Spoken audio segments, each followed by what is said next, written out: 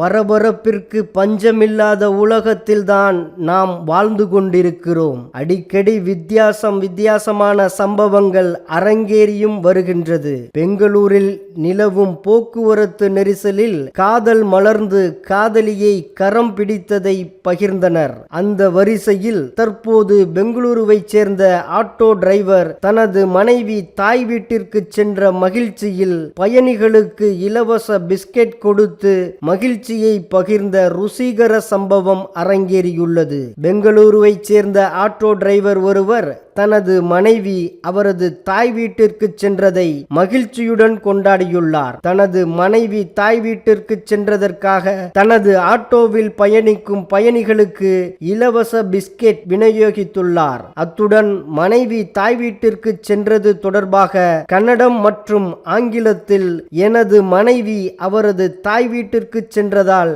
நான் மிகவும் மகிழ்ச்சியில் இருக்கிறேன் என எழுதி ஆட்டோவில் இருக்கையின் பின்புறம் ஒட்டி வைத்துள்ளார். அருகில் ஒரு ஸ்டாண்ட் வைத்து கிரீம் பிஸ்கெட் பாக்கெட்டுகளையும் வைத்துள்ளார். இதை ஒரு பயணி தனது செல்போனில் படம் பிடித்து பின்னர் அது சமூக வலைதளங்களில் பரவவிட்டுள்ளார். தமிழில் மணிரத்னம் இயக்கத்தில் வெளியான அக்னி நட்சத்திரம் படத்தில் நடிகர் கனகராஜ் தனது மனைவி ஊருக்கு செல்வதை என் பொண்டாட்டி ஊருக்கு போயிட்டா